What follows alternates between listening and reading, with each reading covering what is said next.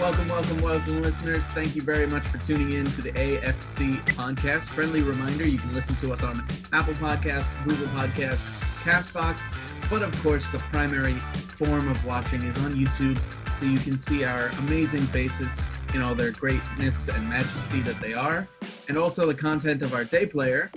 I'm Jim Galizia. And I'm Victoria Fragnito, and our day player for the day is actually a friend of mine. I went to college with this person. His name is Matt Nye. He's a director, a writer, an editor, all-around wonderful filmmaker. We're going to talk to him a little bit about how he got into filmmaking in the first place. He actually worked for the State Department for a while. That kind of informed his short film, Anyone for President. We'll see a clip from that. That's making the rounds on the film festival circuit at the moment. And we're going to talk to him about his choice of film for us to watch, which was Once Upon a Time in Hollywood, which was kind of interesting watching that a couple episodes after watching Once Upon a Time in the West from our friend Joe Pomerico. Yes, that's true. And that was episode 10. Mm-hmm. So when you say just a few episodes ago, we're pretty far in. This is episode 19, if you can believe it. So we're making a real run here. Episode 19. Wow. Thank you guys for tuning in. Started from the bottom. Now we're here. This is our 20th episode because we did do episode 0 at one point. But happy anniversary. Happy 20th episode. I don't know. Thank you guys for tuning in. Happy episode anniversary. To all our viewers out there. We're going to say that every time we hit a milestone episode. Happy episode anniversary. Right. Episode anniversary. I'm going to delete that from my brain so I never do that again. You're going to do it again. I know you're going to do it again. I know I'm going to do it again. That's why I'm going to try to stop myself from doing it again. Or else I'm going to do it 6 more times by the end of the podcast. I don't know. We have a habit on this podcast of not letting things go. So... And on that note, no, I'm just kidding. So, Once Upon a Time in Hollywood, was it easy to distinct it from Once Upon a Time in the West? It's such a similar title. Obviously, they're very different, and they're made 50 or so years apart. But how many movies are out there that it starts with Once Upon a Time in yada yada? So, besides fairy tale movies that aren't named that and just start with Once Upon a Time. It was really interesting. I'm glad that we watched Once Upon a Time in the West first, so we can kind of see all the influences because we even talked about it on that podcast about how Quentin Tarantino flat out said he was really inspired by that film and that filmmaker. So it was really interesting to see him kind of incorporate all of that and kind of a love for that film and the making of spaghetti westerns and things like that at the time into Once Upon a Time in Hollywood. I thought it was really interesting. All right, well, without any further ado, let's get right into it. We're going to show a clip called Anyone for President, and it's a trailer for a project by Noir Pictures and also by Matt Nye, our guest, and we're going to bring him on. We're talk to him about the project and everything else he's got going on. If I were president. If I were president. If I were president. I'd put Harriet Tubman on the $20 bill. I'd do an AMA on Reddit. I'd have pizza parties in the Situation Room. I'd battle the press. I'd make more friends than enemies. I'd make more enemies than friends. I'd issue executive orders daily. I'd bow to my enemies. I'd put our country first. I'd shut people out. I'd let people in. I'd write a tell-all book. I'd be the tell-all book. I'd pardon a turkey. I'd light a tree. I'd make you stand for the anthem.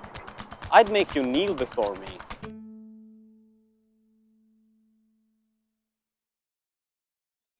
Okay, and now we have Matt Nye with us. Matt, thank you for joining us all the way from LA. Thank you for having me. Welcome to the podcast. How you doing? Good. Doing really good. How you guys doing? We're great. Yeah.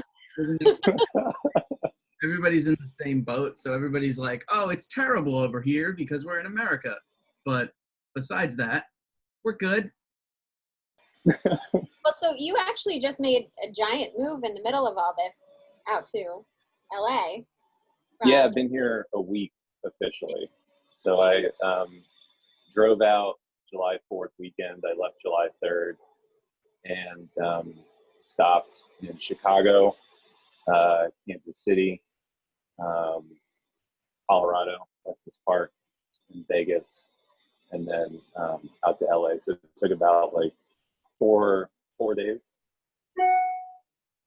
Yeah, long stretches of driving, but it was interesting to do it through July 4th and during this period of our lives. So I wore a mask the entire time. Just to let everyone know. I'm not wearing one right now, but yeah, I wore a mask. As long people as you're didn't. safe. So, but well, I mean, we went to college together, so I've known you for quite a while. But I've actually been interested in after school. You went, I believe you went to Chicago, and then you went to DC, and now you're out in LA. What, as a filmmaker, made you choose Chicago and DC over jumping into one of the stereotypically film-heavy places like LA or New York? That decision. So I moved out to Chicago in 2011, and I moved out there. So after college, I mean, I graduated in like 2009 around the crash. So the economy was pretty awful, and I moved back home for a little bit, for about a year, and that was kind of driving me crazy. I just needed to get out of Pennsylvania. I'm originally from Pennsylvania. Sorry, context. And it was driving me nuts. And before that, I had visited Chicago. Really loved the architecture and the people and the vibe and the mood. So I just packed up my things in my car and just like went out there. My cousin was living out there, and then I had a couple friends. So I moved out there for kind of that reason, just the people that I knew. And was there for about 3.5 years. And the decision to move. So at that point, I was kind of between. I wanted to move out to LA, and there was a opportunity to do that, but that didn't happen. And simultaneously, my girlfriend at the time got a job in DC, so I kind of moved for her. / also the economy in DC is kind of foolproof, so it was an economic reason, also a romantic reason. So I moved out to DC, and DC treated me pretty well. I mean, I worked with the government on a lot of stuff. And then, this happened, and I've been talking and thinking about LA with my fiance for a while. And both the opportunity to move out here was kind of, based on just a lot of our work hadn't changed. A lot of it is remote. I mean, I'm an editor too, so I'm mainly within, kind of my profession. So, so that was really kind of the catalyst for it, is that a lot of our work is remote and will remain to be remote for a while, and at least with me. So it's like kind of like, why not? So yeah. So I met you in college, but what made you want to like go to school for filmmaking? Like, what was the impetus for that? I mean, I've just always loved film. I started writing screenplays in high school. They're all awful. But it was just a nice outlet for me to be creative. I've always loved art too. So I was kind of a big painter before that. I actually just started painting again. There's like a painting like right behind this camera that I can't show you, but I could share with you later. Yeah, I mean, just kind of creatively making my way through art, and then eventually got to filmmaking through theater. So in high school, I just really enjoyed working with actors and writing, and then kind of fell into filmmaking more through my senior year of high school, and then I just really wanted to do film. That was kind of the decision to move into that through college. So tell me about a couple of the projects that you've done since school.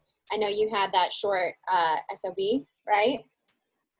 So I primarily have been focused on just writing after college because it's probably the most cost-effective option is to just write. And but the thing, about finishing a script is that I always want to do it after I write it, and I just have it all in my head and want to make it. But obviously, this business requires money and funding and finding the right people for those projects. So a lot of the work that I've done creatively outside of work that kind of feeds me is just writing. So in between that, I did make 2 shorts. So I made a proof of concept short, Skin and Bones, that's like a prologue to SOB. And SOB is a larger feature-length movie. It's kind of surreal and has a lot of magical realism and different sort of hidden commentaries. And then from that, wrote a horror script when I moved from Chicago to DC. I was kind of inspired by my drive there through West Virginia. So kind of snowballed into a concept. And I just have been studying horror movies. I really love horror movies and been trying to aim and write different genres. Mainly just because I just ingest a lot of films and study a lot of films, and I would love to write a Western, and I feel like this kind of setting is right for a zombie movie, so I'm thinking about that. But short wise, just recently the clip that you played, Anyone for President, again, I was doing a lot of work for the government, so in between traveling I just needed to do something creative, but that also kind of spoke to the moment, and that's kind of where that turned into a project. So in short, always trying to stay busy. Very cool. So Anyone President, for that one, I'm curious, is that a written script that you came out with for everybody to kind of, okay, I wasn't sure if it was the actors improvising or if it was flat out written script that you gave them, where did the concept of that actually come from? So over a weekend, I was in between international travel, and I just kind of everything that I'd been just digesting from every news outlet that you hear and different headlines and people's thoughts and opinions and actions and stuff like that. I just kind of wrote this stream of consciousness that I hope would speak to that, but it also through the campaign season, you hear a lot of politicians make these promises that are almost kind of ridiculous, and wanted to play with that absurdism and ridiculousness and really kind of go across the entire spectrum of find these ridiculous statements, but then also truths within that, and then create a piece essentially for someone to watch and then kind of digest and come to their own conclusion of what it means, which I think is kind of America at this point too, is that we have a lot of truth and mistruth kind of floating around that I read stuff that I just don't even know. I just don't even know if it's true or not. So it's just kind of scary. But that's what I wanted to kind of express in the piece. And also I wanted to work with a lot of different people, and was able to find a really diverse cast for this, which is great. And it was also kind of a different short film in the sense that I worked with everyone individually, but they never met each other. So at the end of it, I had a little screening, and half of the cast showed up. There were about 12 people in this short film, which I always kind of filmed at different points through the year, kind of in the schedule that they fit. But it was all different internationalities in one room, and a lot of them actually had to work together, which was kind of crazy. But they hadn't, seen each other since that last project, and a lot of found out that they were in the same project together. So that was kind of an interesting experience and exercise. So Anyone for President is kind of like making the film festival circuit right now, right? Yeah. So I've submitted to a bunch and heard back from a few. So just qualified for New York Film Awards and Los Angeles Film Awards, and it's been accepted to the Chain Film Festival in New York, which I had screened Skin and Bones there last year. And once, things safely reopen, I think we're planning to have that in person. So Nice. So now that you're out in LA and we're in the middle of a pandemic and everything, what do you have anything kind of coming down the pipeline, or things that you're hoping to work on once we get back to some sense of normalcy? Yeah, so I'm working on a few things that are film and non-film related, because I feel like kind of dipping in and out of mediums is good, just to, personally for me, to rejuvenate myself for writing. Because I write, direct, produce, edit. But if you do one, I feel that if I do one thing for too much of one time, I get kind of a little bored. Not like, I don't want to say like bored though, but I just feel like I need to stimulate myself a little bit differently. So yeah, in short, I'm kind of painting something right now, doing a couple paintings, mixed media pieces, and writing a memoir about my experiences with the State Department. It was kind of just a wild experience last year before this whole thing, and focusing on writing another piece, and have some other pieces written, like feature pieces that I am trying to get produced, but it's all a matter of having the right conversations about it and timing. So yeah. Well, I do have to say, obviously everyone's plans for 2020 have kind of been thrown out the window or changed entirely.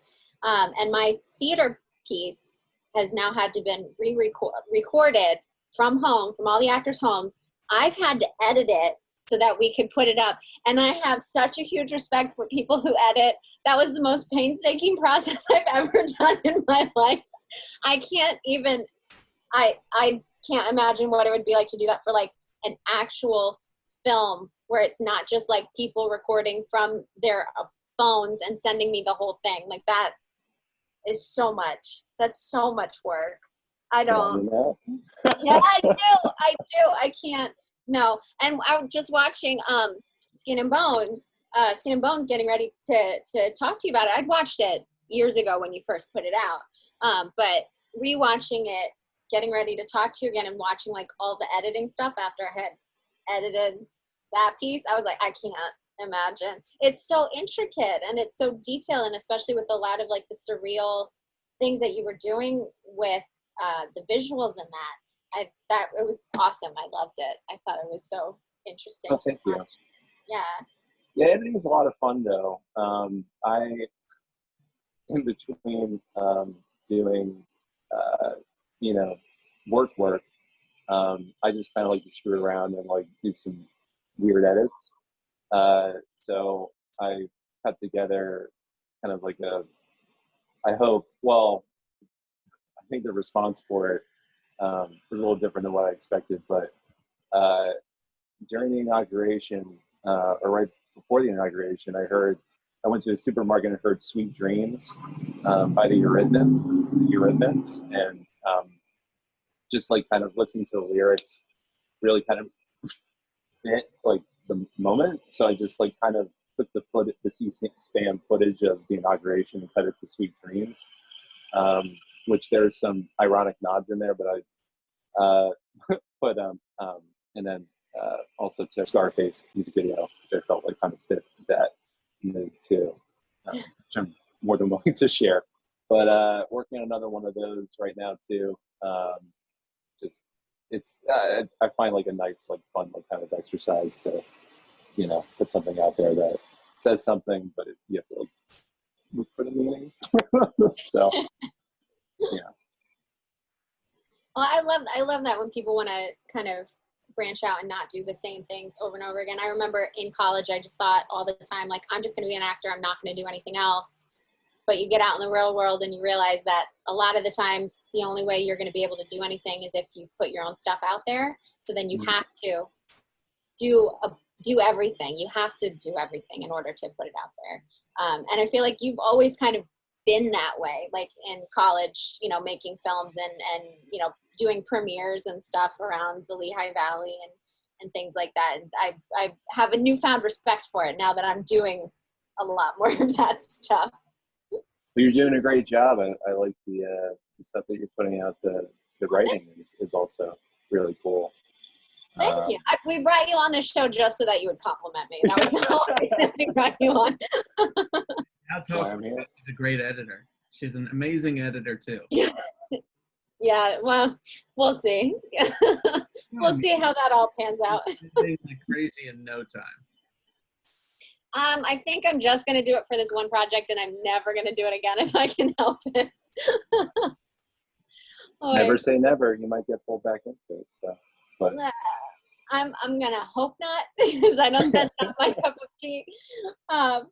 So now that you're in LA, did you move out there? Like, do you have connections out there? Do you have people out there that you know are kind of like in the middle of all of this, or doing the thing out there? Yeah. I have a few people that I know and have been in contact with, and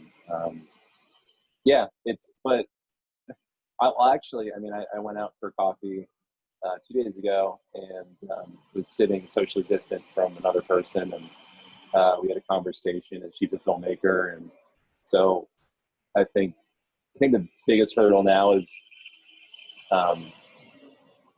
meeting people, but I think doing it in a way that everyone feels safe and trusting, and you know, I think as long as we have those things in place, I think, you know, it's possible to meet people physically, because I did it on like a coffee break. But yeah, it's just an odd time. I think that we're all just sort of floating through.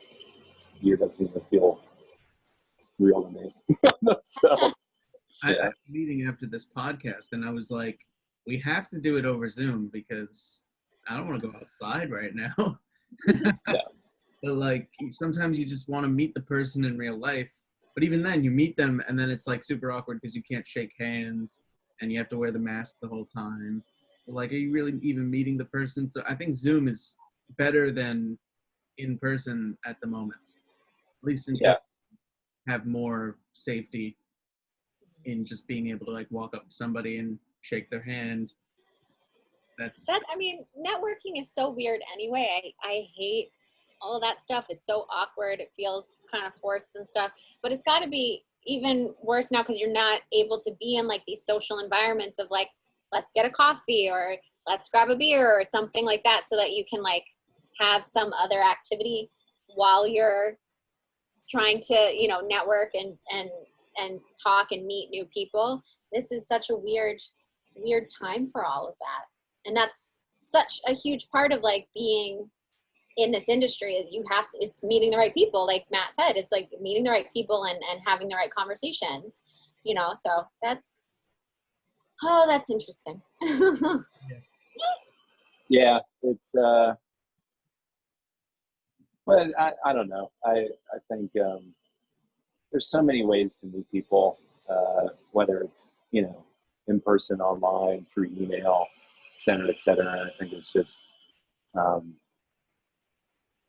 not losing that realness and that humility and I don't know, just being real, I guess. So, yeah. So you suggested, we ask all of our day players, and you suggested Once Upon a Time in Hollywood. Can you tell us a little bit as to why you suggested that piece? Sure. And maybe it's just personal. Well, that's fine, yeah. But no, that was my favorite movie of last year. I mean, really close to Parasite. But Once Upon a Time in Hollywood just, I mean, grew up with Tarantino through, high school, college, and I feel like, a lot of the boilerplate film people around that time were like Pulp Fiction's my favorite movie and like stuff like that. But growing or seeing him grow over the time, my own like personal growth, it was, I think that movie really stood out to me in comparison to a lot of his other films. Just, I think its maturity and the respect I think that it showed Sharon Tate, I think really is what stood with me and resonated with me more than anything. And I mean, I think a lot of criticism that movie gets is that it is slow and there's not a lot like happening within it's like the 2/3 of that movie, but I just think the last act is like so batshit. It just makes up for, that slowness. But then also, I mean, initially my initial reaction out of watching that movie, it was just like, there was so much driving in that movie. Like just every other scene was driving, but you're out in LA and like that is the culture. Like you just drive everywhere. So that's, kind of indicative of this area. But I think what made it more special for me on seeing it the first time was that I decided that I wanted to see it at his theater, the New Beverly, which I actually just live a couple blocks down from now. But while traveling last year, I decided I was just going to fly out to LA and see it in his theater, which like is such a dumb waste of money, but I have points, so it's like whatever. And I had, coupled it with like some meetings. But yeah, there was like a little pre-show before it that had Bounty Law spots and like other trailers that were in the movie. So seeing that before in a pre-show was kind of interesting before seeing the actual movie, where you then see that that product placement that he creates for himself, and then also kind of that real world that he's playing off of. So that's what I really loved about the movie is, and Tarantino's movies in general, is that he builds these worlds out of his own, I think, fantasy and just the movies that he digests. So I thought it was, just a really good movie, and I've watched it like dozens of times since then. It's almost kind of like a comfort watch. So, well, that was my first watch of it, was when you suggested it. I've been meaning to watch it for a while, and then it was a good excuse to actually sit down and really watch it. And I enjoyed a lot of it. So thank you for suggesting that. I appreciate that. Yeah, of course. And it's funny. I think that was my first full Tarantino film. I don't think I've seen any of his other. I've seen pieces. Don't make that face at me, Jim. How? He has so many movies. I know, but that was my first one. I've seen like half of Hateful Eight. What was that movie with? That's more than enough of Hateful Eight. You got 4 of 8. That's fine. What was the film with the women who were stunt drivers and they kill that guy? What is that film? Death Proof. Yes, Death Proof. I saw like second half of that as well, but I haven't seen like full Tarantino from start to finish. So what happened to the other half? Did you just like give up? Or? No. I came home and my fiance was watching it. He was halfway through watching it, so I just sat down and finished it with him, but I never started it over. Notoriously long and gratuitous at certain points, and also really slow at certain points. So it's a hard watch sometimes, but it's always worth it in the end once you sit all the way through it usually. So if you have a movie like Django, or you have Pulp Fiction, all these movies, only slow points, but they're such classics, and I'm mad at you. All right, you can be mad at me. That's fair. Force the next 6 day players to all pick a Tarantino movie, and we're just gonna do it over and over. You're gonna forget what other movies look like because of his movies back to back. I'm just forced to watch Tarantino films from now on. Credit to Tarantino for always having that style that you can watch it and just be like, this is very much a Quentin Tarantino film. And it's always that. So you never get him confused with the work of somebody else or something like that. Mm-hmm. Matt, do you have a favorite, like, filmmaker? Probably Scorsese. I really respect that he dips in and out of different genres. I mean, he does the crime genre really well. But Shutter Island, I really enjoyed. King of Comedy is something I recently watched that I just thought was outstanding. And every time I just watch a new film of his, I'm surprised and amazed, and I love that he's still doing it. I've been watching a lot more Spike Lee and watched Malcolm X a couple weeks ago, and that was a tremendous movie. It's probably my favorite movie of his. Beautifully shot, Denzel's great in it. No, I mean, there's just a lot. I don't think I have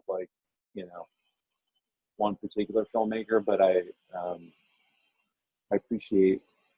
It just sounds stupid though. I appreciate all filmmakers. No, but that's a fair point though. That's a fair point. I know, but Filmmakers matter. Yeah. Huh? Did you say all filmmakers matter? That's it. You're not allowed to talk anymore, Jim. No, but it's good to appreciate the different styles of different filmmakers, and all these filmmakers come with different looks and vibes for their films. So it's good to appreciate all the different types of filmmakers. So, yeah. You just didn't want me to say on that note and end it there, is what you didn't want me to say. Well, yeah. Well, Matt, thank you for joining us all the way from LA.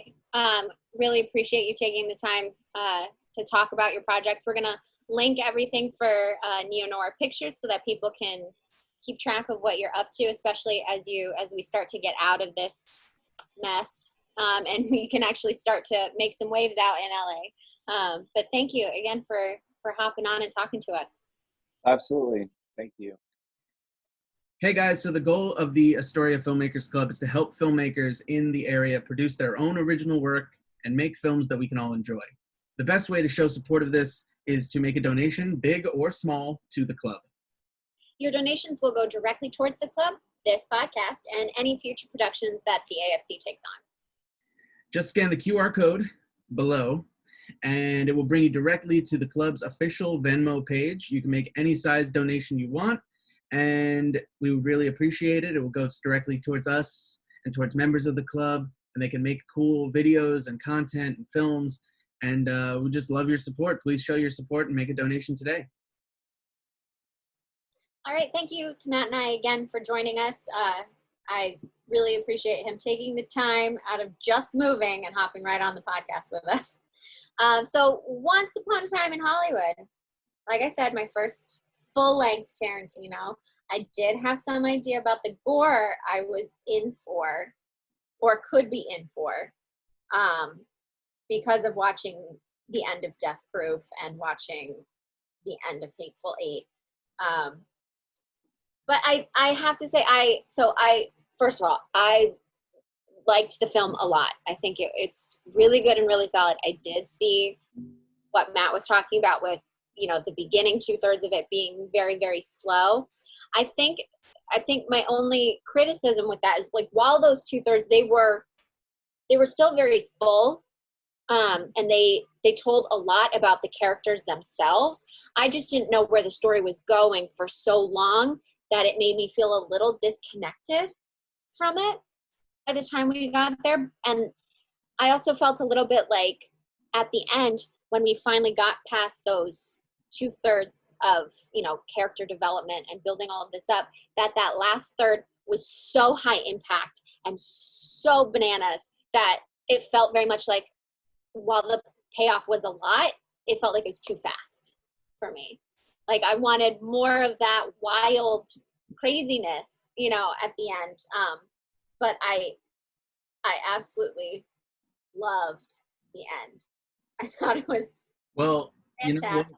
welcome to Quentin Tarantino's movies, because that his movies in a nutshell. It's really drawn out, long conversations about meaningful stuff. Sam Jackson drops a Bible verse on you, and then everyone gets shot, and it's insane. I'm gonna need you to watch some of the more intense ones, like Pulp Fiction or Kill Bill, or you know. I'm a liar. I've seen Kill Bill. I completely forgot about it. I've seen Kill Bill. I have seen it. I'm a liar. I have to text Matt and apologize. I have seen Kill Bill. You liar. You lied on the podcast. We found out about it. You canceled. We're canceling you. You don't lie in 2020. It's not allowed. Apparently not. Pull up her It's a tweet. lie of forgetfulness. All good. Lying by omission. But I mean, you know, Tarantino has a very specific style. I think another great movie to watch is Django Unchained. That's one of my favorites of his too. And of course, that's the last third of that movie is Jamie Foxx just shooting everybody. At one point, he shoots somebody, and they literally, with like a tiny handgun, he shoots her with a tiny handgun, and she goes flying like 30 feet. It makes no sense, but it's funny, and it's a movie, and it's over the top, and that's what Tarantino's all about. He certainly accentuates and pushes too far from reality, because obviously all the characters in this film, I think are they real? Are they real people? I know Margot Robbie's character is, but... Well, all the people surrounding Margot Robbie were real people. Right. So Sharon Tate, Jay, her ex-lover, Roman Polanski obviously is real. The heiress to the Folger fortune that was at the house, and her boyfriend, who was a budding filmmaker as well. They were all real people. They all died in the Tate murders. And what they did that evening leading up to midnight, when all of this stuff went down, all of that was actually real and documented of like Sharon Tate's last hours. Obviously, they split with reality when the murderers decided to go into the first house instead of going into Sharon Tate's house. Obviously, that was different. And we saw what happened to them in that they didn't come out very well. Brad Pitt, when he's got a can of dog food, that thing, that's when it hits off, right? Because he chucks the can of full dog food at the girl's nose, and it just immediately cracks her nose wide open. That's not where it started with him with his dog. Right. That's where it started. Yeah. Mm-hmm. Yep. Yep. Well, this is a wild movie. I mean, he's such a weird character. He was just like a thrill seeker trying to just be in Rick Dalton's shadow the whole time. And, you know, I think, too, Leonardo DiCaprio was great in it as well. And his whole performance, he's trying to be a big Hollywood actor, and he finally gets a shot. Then he, like, makes, at the very end, too, he, like, makes friends with one of the biggest stars on the planet, and you know, going off with them, of course, that's gonna make cool connections. It's weird too, the idea of being neighbors with somebody. And I guess now during coronavirus, you're like avoiding all your neighbors and stuff. But back then, if you had a neighbor, you probably would say, "Hi, how you doing? I'm your neighbor," whether you're super famous or not. You know, I would like to think that famous people are nice to their neighbors. You'd like to think. We would hope. But who knows? But I mean, everybody's performances in this movie was awesome. There was some backlash with Bruce Lee and his performance and how that was portrayed. Yeah, his portrayal. Yeah, that. And I can completely understand if they're completely mischaracterizing, you know, a beloved Hollywood figure, especially when he was so careful with the portrayal of Sharon Tate and how respectful he was of like their last hours and everything and the things that they were doing, trying to be very careful in the way he portrayed those, but not necessarily. I mean, in the rest of the film, like you see Bruce Lee as like a regular like Hollywood actor. He's, you know, he's training other people, he's working, and he's fine. But that one instance obviously was just meant to show what a badass Brad Pitt's character was, Cliff. I don't know if it was necessary to make it Bruce Lee. It's almost like a what if. It's like, what if there was this mysterious random Rick Dalton and his stunt double, Cliff Booth? What if they just existed, you know? Because I don't know if it's based on anyone in real life, but I think it's just like, what if we created these two really interesting characters with this really interesting dynamic and just inserted them into real life scenario over here? I think that's an interesting way to make a movie, because you can always say, like, you know, what if there was a crazy clown with orange hair and we just made him president in modern day? What would happen then? And, well, we know now. Just waiting for this movie to be over. Yeah, but I think, I don't know, this film, I loved the performances. I thought that they were fantastic. And they are almost like little vignettes leading up to the end of the film. Like, I loved watching Rick Dalton on set for this film, watching him do what a lot of actors do, is get, you prepare yourself for something, you mess it up, you get mad at yourself, you tell yourself, all the horrible things in order to make yourself do it right, and then watching him completely nail it later. And I think it's so interesting to, and this is probably just, I don't know if this is just an actor perspective, but I think it's so interesting too to watch him play an actor, and not just play an actor, but watch him live out the actor's experience. So watching him like fight to create this character, portray the character accurately, get angry at himself when he's not doing it up to the standard that he thinks it is, and then watching him completely nail it and be told that he did a really great job, and watching him then react to that. It's just, there's so many layers and there's so much to it, and it's just awesome to watch him in just about anything he does. He's just fantastic. I will say though, I was upset that they didn't get further into Brad Pitt killing his wife thing. Like, that was like, where did that go? That was, I think, happened before the movie started, and it was just kind of like the thing all the characters knew throughout the film, and why they all just kind of like disliked him or avoided him, because they were all like, this is super sketchy. So like, this creepy, quiet guy, obviously he looks like Brad Pitt, so, handsome dude. But, if he looked like a total weirdo, like if he looked like Harvey Weinstein, they would have buried him. They would have been like, fuck this guy. Get him out of Hollywood immediately. But because he looks like Brad Pitt, and because he's got this connection to this big Hollywood star, and he's a stunt guy, still nobody wanted to work with him. And people were putting up an argument like, we don't want him on our set. We don't want him around. Some people just were straight up like, fuck that guy. We don't want him around. So I think it was interesting as a dynamic to not know that, or not know the reason why everybody hated him, until you find out later on, and it's like, oh shit, okay. Right, which I think that's completely valid. But when you got to like right before he went to the Spawn Ranch, in the Manson family ranch, like after he got to that point, that was not a part of it. It was almost like that's not a part of his story anymore. Do you know what I mean? So like it was cool to not know why he was kind of being ostracized, and like knowing, like finding out bits and pieces, and maybe never really knowing the truth. Did he actually kill his wife? Like, what was the deal there? But that seemed to only matter in the first third of the film, and then after necessarily no. I think I wish that kind of carried through a little more. It didn't have to be like a big reveal of, we know did he do it or did what he happened. not do it type of a thing. Yeah. But it just kind of went nowhere. Yeah, I mean, Tarantino's a kind of interesting filmmaker with how he writes things.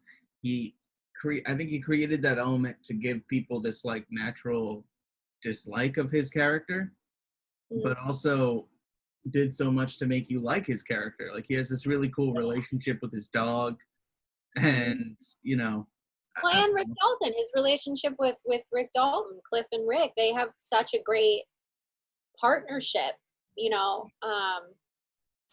And I loved one of my favorite parts of the whole film was them watching the episode of FBI that Rick was on, because just listening to them talk, and it's the same as like whenever, you know, friends do watch you on an episode of TV, or they watch like a film project that you were in. It's the same thing of like making little jokes and ribs to each other about it, and having fun with it. I think that was one of my favorite parts. It was so real. It was such like a slice of life moment in that of what their lives were like. I loved it. Yeah, it did a really good job of making you feel like you're in there, like you're in the film with them. It makes you forget that it's not the 60s and 70s is when this movie took place, right? 60s-ish? 68, 69, I think. Yeah. So it very much like immersed you and brought you into that world, which is really cool. I just love Quentin Tarantino's movies. So they do get really long and drawn out, and I feel like people turn away from that because some people don't want to watch the movie for the art of it and watch the shots really take their time to happen. Some people just want to get in there, see some explosions, and then that's it, you know? They're there for the Transformers, Michael Bay style movie. They have their place. They have their place. Tarantino certainly has his place, and it's not for everybody, but a lot of people love it. I love it. I think it's great. Hateful Eight was one of those movies that I was watching, and I was like, all right, get to it. Like, what's up? And I was waiting for it. But then there's every once in a while, I think he strikes the right balance, and he kind of meets himself in the middle in terms of like having a really long setup and then eventually getting to the big explosionary ending type of a thing. Yeah, that ending was so nuts and so wild, and I was like squealing almost because I was like laughing, but I was also like a little horrified at how grotesque it was at the same time, and then how ridiculous it was when he goes to grab the flamethrower.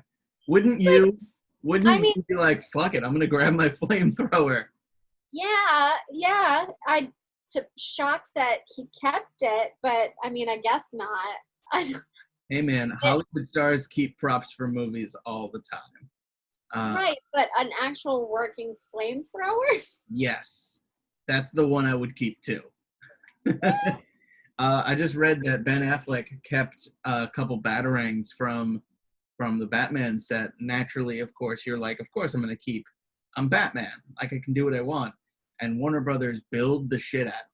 They sent him a bill and an invoice, and they said, you stole these, we know you took them, it's fine, but you got to pay for them because it cost us a shitload of money. So he had to pay a bunch of money. I don't know what he paid, but interesting to know that is a thing. Like, they're ever going to use those batarangs again because they change the bat symbol every freaking time they have a new bat. Do use them again, but they use them in things like Comic-Con and appearances, and these organizations, they pay a bunch of money just to have these little batarangs in a glass case and just have them around, put them in museums, and you take the tours at Warner Brothers, which people pay for, and there's money behind it. People want to see the real stuff from the movies, and they can't because it's on Ben Affleck's mantle. So there's that. I know Thor did that. He stole like one hammer from every Thor movie, or every time he played Thor, and he keeps them all around his house, and they're just all over the place. I'm sure Captain America has, Chris Evans has real shields lying around. In fact, Chris Evans just said he was going to give one away to, you saw that article about that kid who saved his sister from, what was it, a dog? Dog, yeah. Dog attack. And he got all hurt up, and, he's going through a whole big healing process. And it made big news because it's this kid doing this selfless act. So Chris Evans gets on Twitter and sends him a video and says, hey, I'm going to send you a real Captain America shield because you're a true hero. And that's where these things should go. I feel like people should find like people struggling or people that do heroic things in real life, and they should send them Batman's Batarangs. So Ben, take it from me and just realize all the heroic things I do on a daily basis and send me some Batman Batarangs so that I can fight crime and save the world. So Quentin Tarantino film. Right. Oh, I forgot we were talking about that. Oh my God, that's so crazy. This just sort of came. This movie was a lot of fun. I had a lot of fun watching this movie too. It's a fun ride all the way through. There are slow and drawn out points, but they make sure that you also have fun. I think that's a big part of what the Bruce Lee scene was for, is to like break up the longness of stuff as well and kind of just provide us with like a fun moment. Mm-hmm. And you can't deny that it's not a fun moment, but it's also not portraying the character correctly, but it's still fun. Yeah.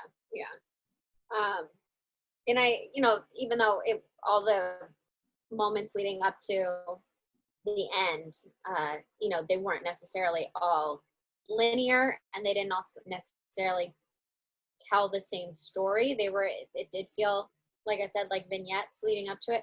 They were still very full, very well thought out, very detailed. And the performances obviously were just fantastic. I mean, it's hard not, you have a stellar cast like that, you're gonna get amazing performances out of them. Now, Tarantino said that he's got he wants to make 10 films and that's it. You know how these filmmakers do. He's gonna make a 10th film and he's gonna be like, "This is my last one ever. I'm never going to make another film." And then he's gonna make another film, and everyone's gonna shit their pants. And that's how I see it. That's, I think, what's gonna happen. I think his 10th film is gonna get hyped as his final film, and then he'll do another one eventually. So this is film number 9. I believe so. The 9th in his series of films. Yeah. Well, that would make sense because Hateful Eight came out before this, so that was the one before this, right? Was that the 8th? Is that true? I think so. I could be wrong. I could look it up, but I'm pretty sure. Let's look it up. Yeah. Let's do the Quentin thing. Oh, he's Glorious Bastards. I forgot about that one too. Good God. I think too, he's a part of a bunch of movies, but I think it's the movies he directs, and it's his movie specifically. He's one of those few filmmakers that can write anything, and any studio will just cut him a check. So, because he's got 29 writing credits. So it says, and yes, Hateful Eight was the one before Once Upon a Time in Hollywood. However, it says that Kill Bill Volume 3 has been announced. Yeah, he's working on that. So is that his 10th? I guess so. I suppose it is. They were talking about Zendaya portraying a character in there, which is an interesting choice. She's, I think they were talking about how she might be the daughter of somebody that she killed in the movie, but on the way hunting to kill Bill. But, you should watch those movies too. Those movies are ridiculous. And I did a long time ago. I completely forgot until we were listing all the films that I had seen. Kill Bill. Yeah, but I mean, it's cool to look at all his movies on the list here. I'm looking at Reservoir Dogs, Pulp Fiction, Jackie Brown, Kill Bill Volume 1 and 2. There's so many good movies. Death Proof, Inglourious Bastards, Django Unchained, Hateful Eight, Once Upon a Time in Hollywood.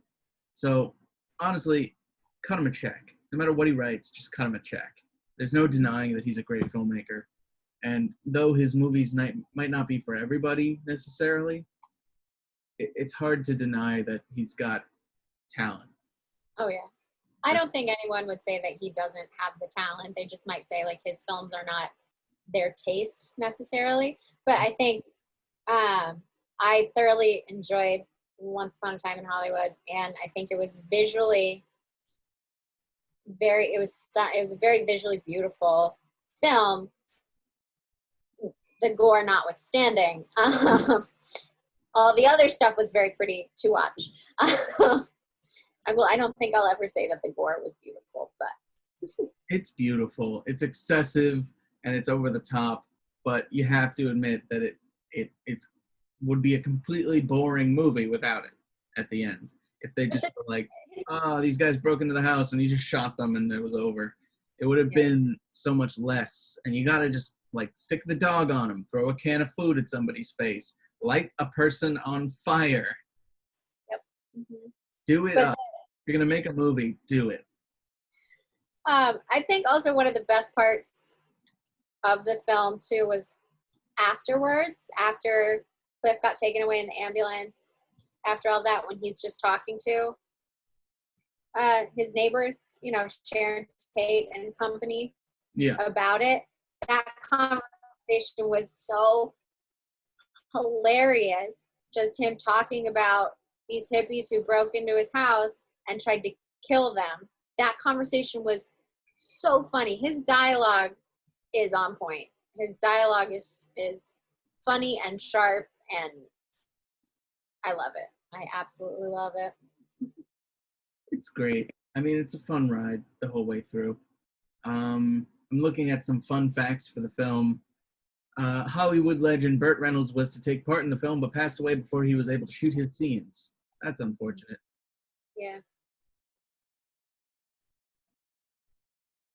What was the budget for it? The budget for this film was somewhere between 90 and 96 million, which is obviously a lot. It's becoming harder and harder to make things look like the 60s or 70s, obviously, because you have to change everything in your frame to look like that. LA's exteriors have some leeway because, for the most part, things haven't changed too drastically unless you have a very modern home.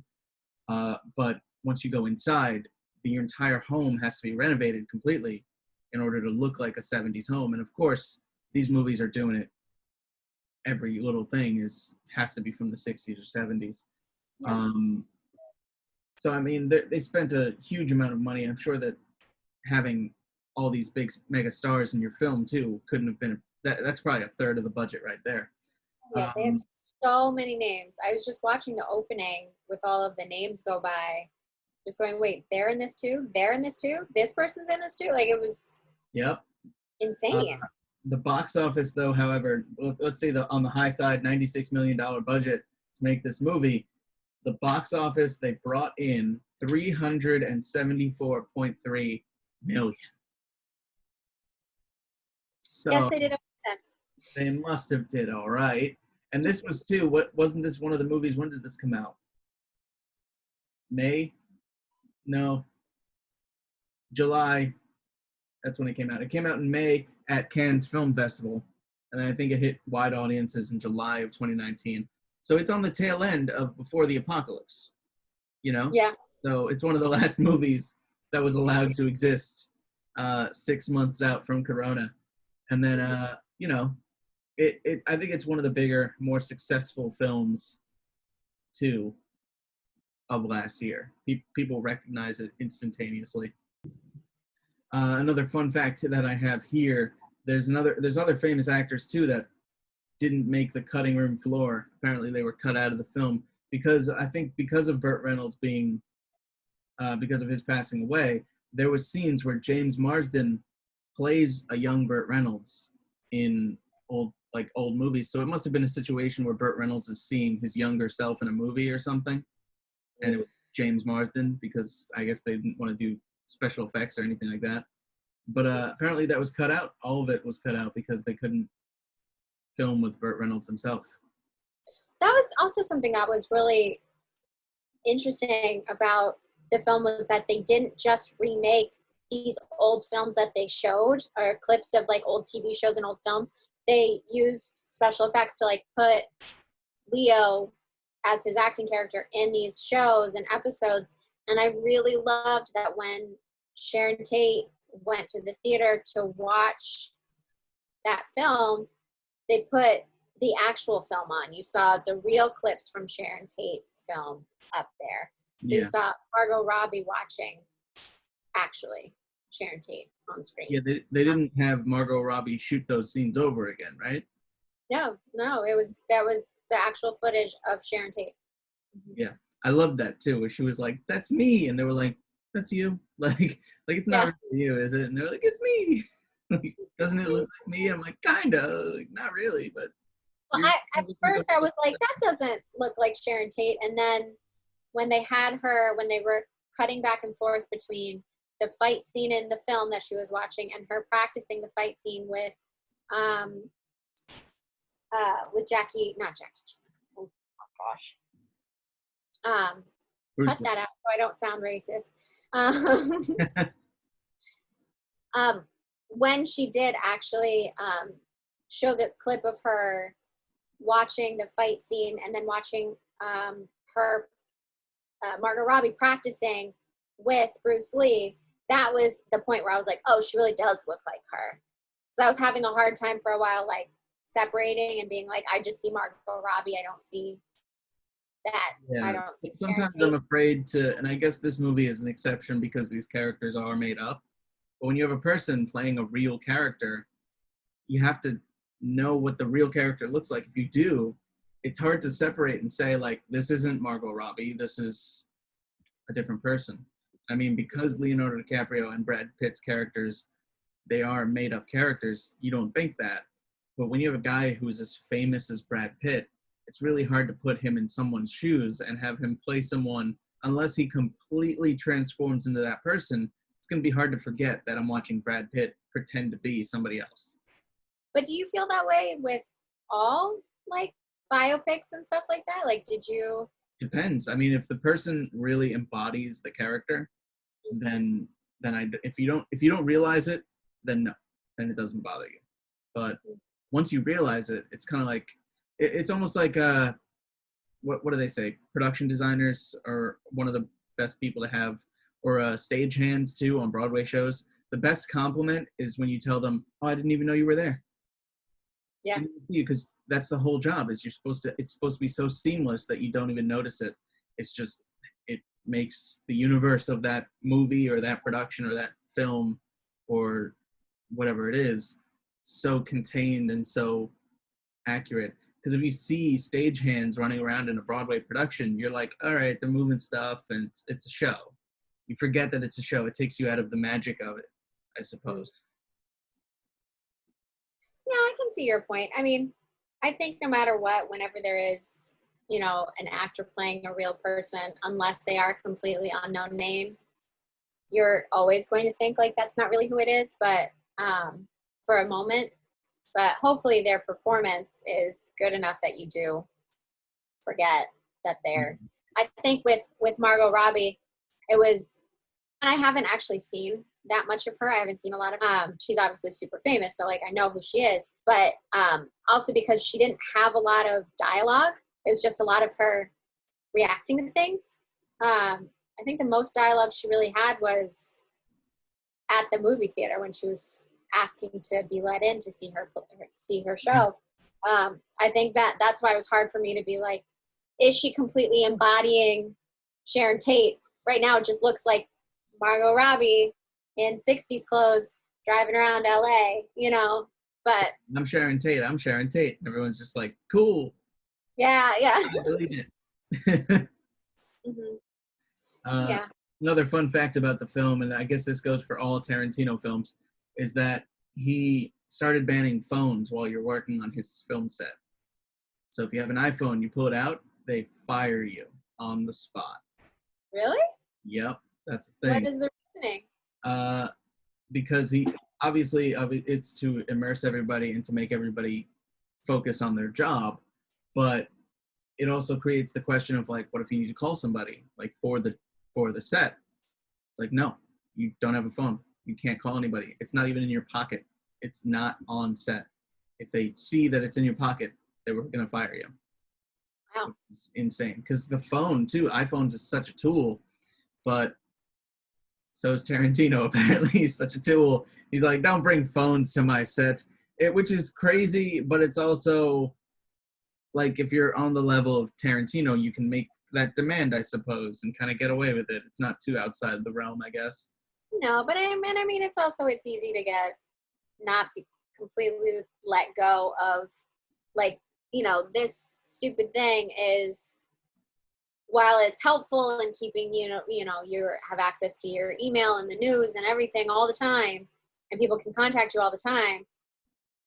It's easy to then not completely give yourself over to what you're supposed to be focusing on. It's easy to just, while you're waiting for something to start, pull it out, start scrolling, and all that stuff. So I can completely get that. I mean, I've been in some rehearsal rooms where, the phone stays in your bag the second that we start. I've never been in a room where you can't pull that out on a break, but yeah, I don't seem, it's not completely shocking to me. Yeah, I'm seeing here too that there was areas that were set up where phones were okay. So like if you had to make a call, if it was super important, you had to leave the set and go to this specific area where phones were allowed, which is interesting. But that's a fun thing. Also, Tarantino spent a lot of time making sure that nobody could leak his script, because apparently scripts for his movies have been leaked in the past. So he only gave the full script to about a handful of people, and probably only gave the limited scripts of like exactly what certain actors need to know. So I'm sure Leonardo DiCaprio and Brad Pitt got the whole script. Margot Robbie probably didn't get the whole script because she's not in most of the movie, let's be real. Yeah. I think too that they could have even filmed with her less, because obviously the end result of the film is what happens to Sharon Tate, and it doesn't happen to her, it happens to somebody else, but it goes very differently because of that. Yeah. I think, it's important to show her, and I think the movie theater scene would have been cool, and then like one other scene. I think they even overdid it because obviously they have Brad Pitt, they have Leonardo DiCaprio, but it looks nicer on the movie poster if you can put up beautiful Margot Robbie as well as this other third character. And I think that's just kind of cheating because, she didn't really play that much of an integral role in the plot of the film. She was just kind of there in the background because we all know what happens eventually. Yeah. But like I said in previous podcasts, I will watch Margot Robbie do anything. So, not complaining about seeing more. It's just her character didn't make as much sense as the amount of screen time she had. Yeah, it didn't add as much to the film, to the story. Like, obviously, she's beautiful. It's nice to have her on screen. She's extremely talented. And it kind of helped, create the world. I think that's the big thing with Tarantino films that I know of is, creating them up. Because, I mean, and if we actually bring it back to, like, Once Upon a Time in the West, he does take a lot of, he takes his time and he establishes the shots the way that he wants it. That scene of her driving on the highway wasn't really that necessary. Maybe it was just to show what a nice person Sharon Tate actually was. She picked up a, hitchhiker and gave them a lift and everything. But he really wanted to, he wanted the shot specifically to establish who she was, establish the world that they're in, the environment that they're in. So, I can see if that's his kind of style and he's taking inspiration from films that do that, I can see why. But again, story-wise, it doesn't really expand too much. For sure. All in all, this is a great movie. The perfect movie? No, obviously we've been talking about all the problems with it, but it's a great movie to watch. It's easy to pick apart a Tarantino film and say all the things that you think are wrong with it, but it's also just fun to watch all the way through. It's a fun ride. Any Tarantino movie is a fun ride, which you wouldn't know anything about. Because you don't. I'll get on it. You're home. The next couple day players, I'm gonna be like, so do you want to pick a Quentin Tarantino movie? Maybe not Kill Bill, maybe not Kill Bill 2. Obviously not this one because we already did it, but different things so we can force Victoria to watch stuff. As long as it's on Netflix or Hulu. Yeah. All right. Well, that seems about a good enough place as any. Thank you guys so much for tuning into the AFC podcast. We appreciate you guys coming around and watching our amazing, talented, majestic, beautiful selves just talk about movies and talk to amazing filmmakers all the time. We love and appreciate it. Please leave a like, a comment, a subscribe, and stay tuned for future episodes. We'd like to thank our day player, Matt Nye, for joining us and sharing all the projects that he has in the works. You can catch Anyone for President available on Amazon Prime right now. And we'll link everything so you'll be able to see what he's up to. For the AFC podcast, my name is Victoria Fragnito. I'm Jim Galizia. See you guys next time.